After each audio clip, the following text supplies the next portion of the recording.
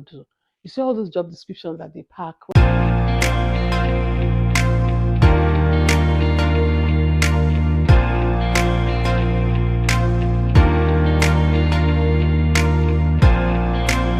Welcome to my channel. My name is Odio Okaka. Thank you all for subscribing, and now let's just bounce in. Like I said in my last video, I'm just going to be sharing undiluted truths, about my experience for the past 18 months in Canada. All right. So when we came in September 2022, we came in September, so school has sort of started here already. So we had to do all our onboarding, get our SIM cards, went to Regina, open doors, signed all the documentation that we needed to sign up, and then started getting my kids ready for school, called all the schools, called the school board. We wanted them to actually go to Catholic schools, so we had to call the Catholic school board, and then they placed us. They gave us a school very close to the house. We're very excited because there'll be no commuting. There'll be nothing like school runs, like back home in Nigeria. We were just going to walk and just cross the road, less than 4 minutes, which was very exciting for us. We had to wait for them. Me personally had to wait for them to, settle in before I started actively searching for a job. So as soon as they settled in, I was happy, and then I started applying for jobs. It doesn't come so easy. My husband got a job before me, and then I applied, how the survivor job, any job, just keep applying. I applied as a homekeeper, I have no idea. I actually even went for that interview, and during the interview they were asking me how many rooms can you clean in a day, how fast can you lay a bed. I was just randomly just answering different questions, because really I didn't even know those things they timed, and I'm like, can I even do this kind of job and everything? Not like I was looking down on it, but telling you that you're going to lay, maybe you're going to fix about for a shift of 8 hours, you're going to maybe do about 6 to 8 rooms on that shift. And I was just nodding my head as per hustle now and everything. And then I got an interview for another job, which was customer service. I was excited about it. I went for the interview. The interview went well. It was the manager of the place. He just kept asking me a lot of questions, which of course that's like my background. So it wasn't really difficult for me to answer. And it went smoothly and all. And then a week later, they called me for that job. Yes, I was happy. I got that job through Randstad.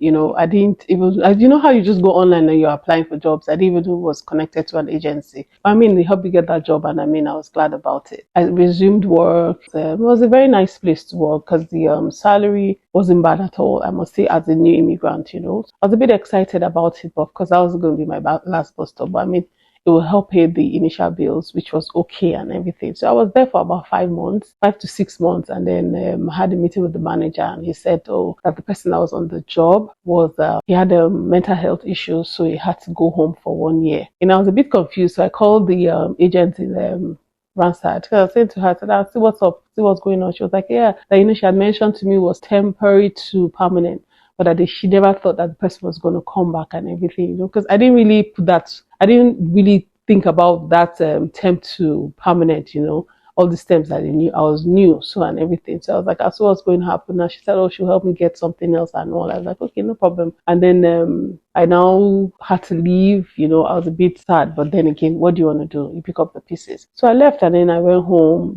hoping to get something else and everything. But every job I was not applying for, I just kept on seeing, do you have a class 5 driver's license? And I found it weird. I'm like, can't I just enter a bus and just go to work and everything? But being a Nigerian and our resilient spirit, I just quickly went, did my knowledge-based test. I passed one. I passed the science, but I didn't pass the other one. 1 week in between, I did it again. I passed this time around. I booked for my driver's lesson, and yes, your girl passed the very first time that she tried. I was happy. When people give testimony about this in the church here in Canada, everybody will be like, what's wrong with this one? But it's not a joke. For you to pass that test is not a joke. So that was it. So I just continued applying, did some online interviews. It wasn't for coming, but I eventually got somewhere working with youths. It's an interesting job working with youths, sort of like mentoring them, helping them to make right choices in life, go to school, help them build resumes, get jobs like,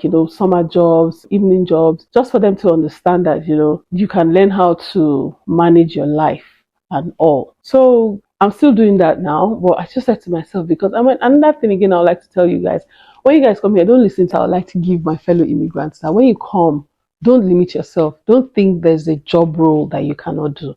You see all those job descriptions that they pack when you see your a job role and you be like, oh, this is too much, I can't do it. Please go for it. Just keep applying for those jobs you will get.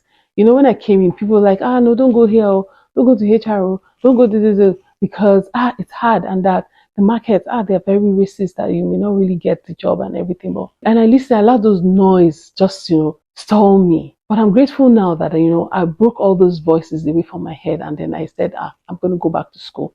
I'm going to study what I was doing back home in Nigeria, to see, for me to leverage and everything. So please don't listen to anybody. Be wary of your own circle as well. So when people come and start trying to feed you with negativity, just run away and all. And sometimes there's so much information online that seems like you just get overloaded with those information, and then it leaves you in a place where you cannot really make a decision for yourself. So I'm just encouraging you as you come as a new immigrant, don't allow situations to deter you. Just keep going. You will get that job of your heart desires.